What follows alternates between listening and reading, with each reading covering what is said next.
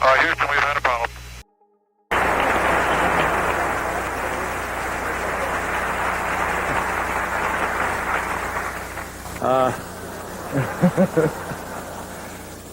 I was on Apollo 13. I don't know if we have a slide of the insignia or not. You know, all the vehicles were named after Snoopy and Gumdrop and things like that. Were sort of named patriotic. We had Columbia, we had Eagle, and we had things of this nature. But we decided to go back to the basics, and we named our spacecraft Odyssey and Aquarius. Now, you might want to figure out why. Aquarius, of course, was quite popular at that time, but it wasn't because of the play. Aquarius was from Egyptian mythology, and she was the lady that brought water from the Nile Valley to make the Nile fertile, and we were going to bring knowledge from the moon, and that was the reason why we named the lunar module Aquarius. Well, we had that name pretty much in the beginning, but we were trying to figure out what to name the command module, and we thought of all sorts of things, and we really couldn't get to anything. And finally, we came up with the name Odyssey. Now, it wasn't until after this mission that we found out, I read in the Webster's Dictionary, that Odyssey was a long voyage with many changes of fortune. Be careful how you name your spacecraft after this. Well, you notice that by this time through Apollo 12, things were getting to be quite complacent, a little hilarious. We had a lot of fun. We were doing a lot of things. And suddenly we were charging along, and sort of the interest in space sort of wavered a little bit. We had landed twice on the flat areas, the Mare, and geologists thought that perhaps we ought to land in the hills or the highlands, and they said, let's go to Frau Marl. And that was our main dream, was to go to Frau Marl. We took off on April 11th, 1970, at 13:13 Central Standard Time. Now, I'm not a superstitious fellow. Apollo 13, but we took off. On the way up on the booster, we happened to lose the center engine on the second stage about 2 minutes early. It just shut down due to high vibrations. And for that moment, we thought that this was the crisis of this particular flight, because most space flights, with the exception perhaps of 8, usually have something go wrong with them. But we had enough fuel, we had enough power and enough engine power to get us into Earth orbit and then push us on to the moon. Now, this was my fourth flight into space, and it was, I was getting to be quite complacent. It was very familiar, the stars, the sights, the sounds, the smells. Borman wasn't on board this one, so...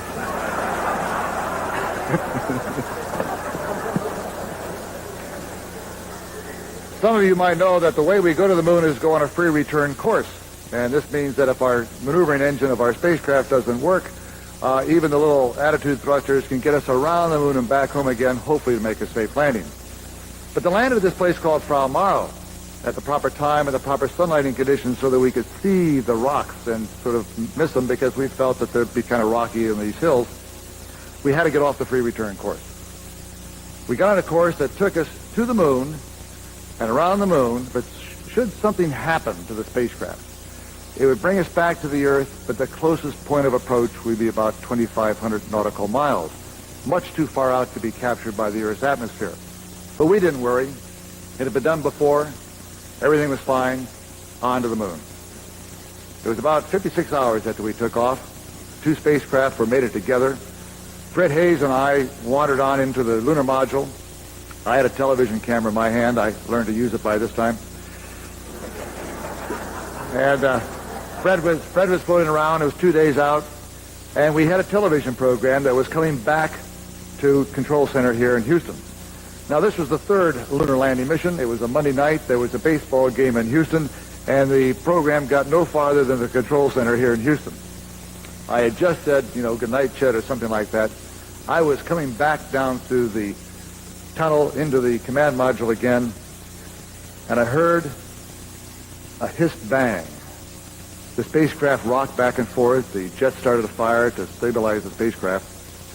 I looked up at Fred, and Fred looked down at me, and I knew that Fred didn't know what caused this bang. Then I looked over at our third companion, Jack Swikert. He was over there in the left seat, and his eyes were as wide as saucers. Not only did he not know what caused the bang, but he was saying to himself, why am I here?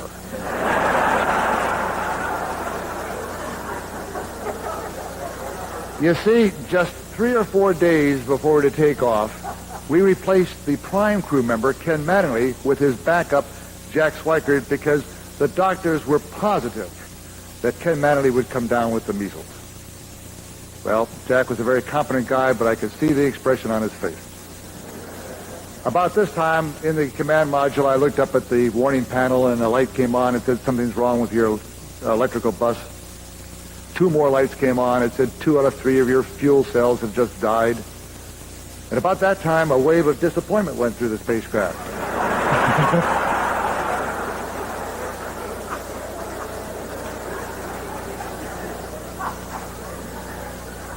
You see, 1 fuel cell was more than sufficient to go around the moon and come home. We could get enough electrical power out of it, but without all 3 operating, our mission rules said, you can't land on the moon. Here it was my second time up here, all that training. And then I wandered over into the center of the spacecraft, and I was looking at the instruments that told me the condition of 2 huge liquid oxygen tanks that we had way back in the service module. On the quantity gauge of one, it read 0. And on the quantity gauge of the other, I could see the needle slowly go down. That's when the old lead weight started to go down to the bottom of my stomach, and I realized that perhaps there was something serious here. And then I wandered over to where Jack was sitting, and I went past Jack, looked out the side window, and I could see escaping at a high rate of speed a gaseous substance from the rear end of my spacecraft. And it didn't take much intelligence on my part to realize that the gas escaping from the rear end and the needle on my second and last oxygen tank were one and the same. And very shortly, we'd be completely out of oxygen. And when that occurred, because we used oxygen to produce electricity in our fuel cells, the 3rd fuel cell would die and we'd be completely out of electrical power. And when that occurred, because we gimbaled our maneuvering engine by means of electricity, we would lose our propulsion system. We were sort of in deep trouble. We did have on board, inside this spacecraft, a little battery that would last about 5 hours, just for the re-entry into the atmosphere, and a little oxygen tank for the very same purpose after we threw away all the large consumables. The time the explosion occurred, we were some 200,000 miles from Earth, about 90 hours from Earth because we had to go around the moon to get back home again. And of course, we were going in the wrong direction in the first place. The Earth was back there. Well, the ground at first didn't quite realize that all this was going on. They kept knocking their instruments. They said, something wrong with telemetry here. All this can't be happening. But Fred and I sort of realized they were in deep trouble, and about the time that Fred and I met each other at the tunnel to squiggle on our way through to the lunar module, the ground called up and said, say, perhaps you ought to get in that lunar module and use it as a lifeboat to see what we can do. Well, the first thing we did was to turn on all the systems and try to get everything going. We had a radio system on, which we had what was called hot mic and press to talk. We thought we were on the press to talk version so that we could talk back and forth and it would not go outside the confines of the spacecraft. Unfortunately, we were on hot mic. And for about an hour and a half, we kept saying things back and forth that we didn't know anybody else was listening to. And the one thing I can recall saying, which I heard about from Dr. Payne when we got back, was the fact that I said, take a good look at the moon, fellas. No one's going to be up here for another long time. He had took about 2 or 3 days to talk to the media and said, no, what he really means was this. The ground said, get back on that free return course. We'll give you all the parameters. They did everything. We turned on all the devices, the guidance system, the computer, everything in the lunar module. I had to learn to fly all over again because with this big dead command module attached to me, if I pressed down on the attitude controller, the thing would go off in some wild gyration. So I had to learn where to go with the attitude controller to control the vehicle. But we did light the engine, the descent engine this time, the engine that we were going to use to land on the moon. It pushed this combination over to what we thought was the free return course. And of course, by this time, the moon is getting bigger and bigger and bigger, and we can see it. And we're coming, and Fred Hayes on the back of an old envelope was going back and forth and saying, Jim, we don't have enough electrical power to get home. He says, I don't think we have enough water to make it home, and I really don't know about the oxygen. You see, the lunar module was designed to only last for 45 hours. And I said, well, that's very nice, Fred. The ground caught up, and with all the contractors and the NASA people working with slide rules and all that sort of stuff, came up with the very same conclusion, that you probably won't make it back home at the rate you're going. And we said, well, what can we do? They said, we have an idea. As you round the moon, we're going to have you light that descent engine a second time. probably keep it on for a long period of time, and perhaps it can push you faster and faster back home, and you'll get back into the atmosphere before you run out of electrical power and water. We did have, by the way, enough oxygen. I said, fine. And they said, okay, now we're going to send the backup crews down to the simulators and see if this system really works. But you be ready to copy when we get the procedures, because as soon as you go around the backside of the moon, you will lose communication. I said, fine. A little while later, they came up and said, are you ready to copy? The procedure, I think, will work. And I said, fine. My two companions were next to me. They started reading the procedures, and I started copying down everything, and I looked at my companions, and they weren't listening. They had cameras in their hands, and one guy is looking at aperture settings, and the other fellow's looking at shutter speeds. And they're looking out at the moon. I said, gentlemen, what are your plans here?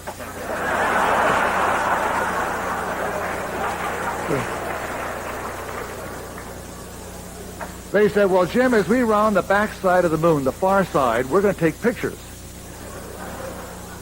And I said, if we don't get home, you won't get them developed.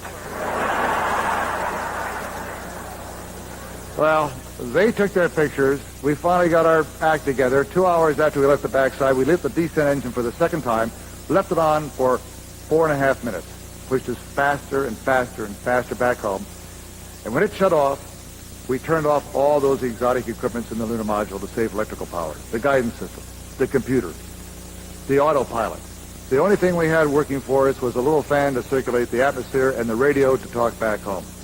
And you know, when you're in a tight spot and there's really nothing to do and everything is quiet, it's bad news. You start to think. And I think it was Schweiker that said, you know, we might be exceeding escape velocity.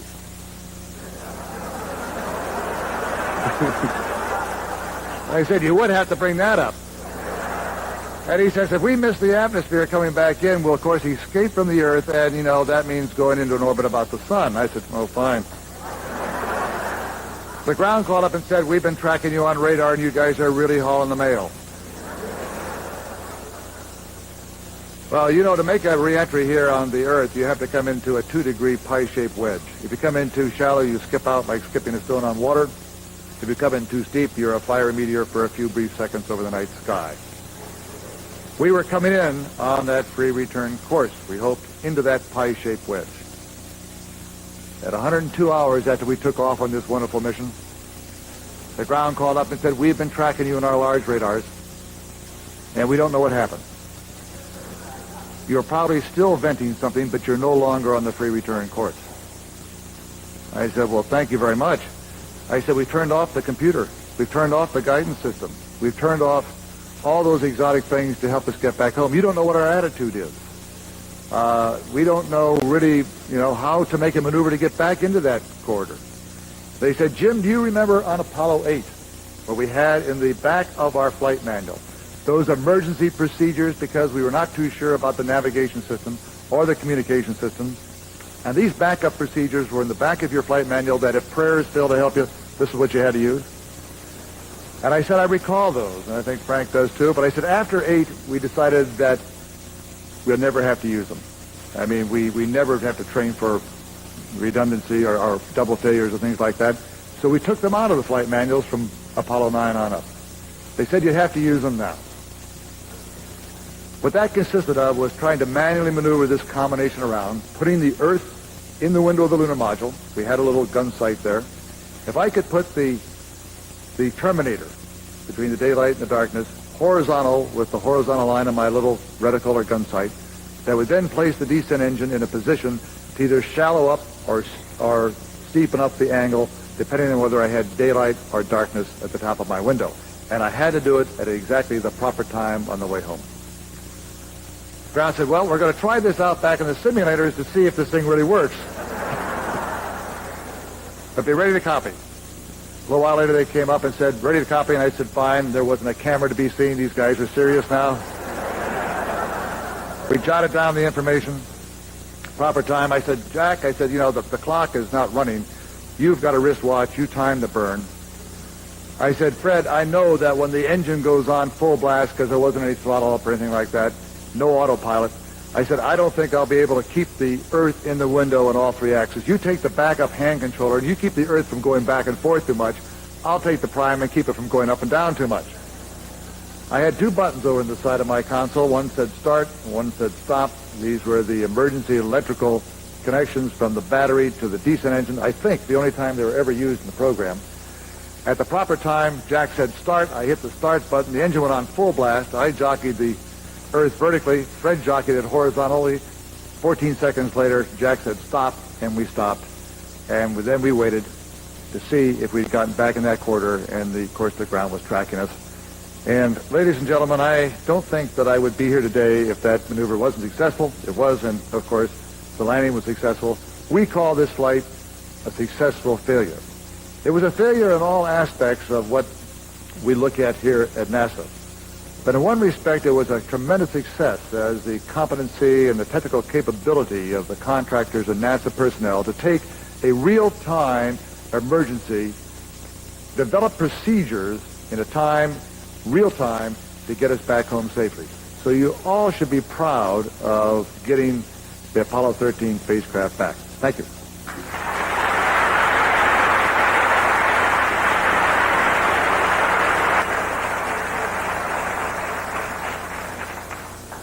Thanks, Jim. He makes it sound humorous, but there weren't very many of us laughing for 4 days.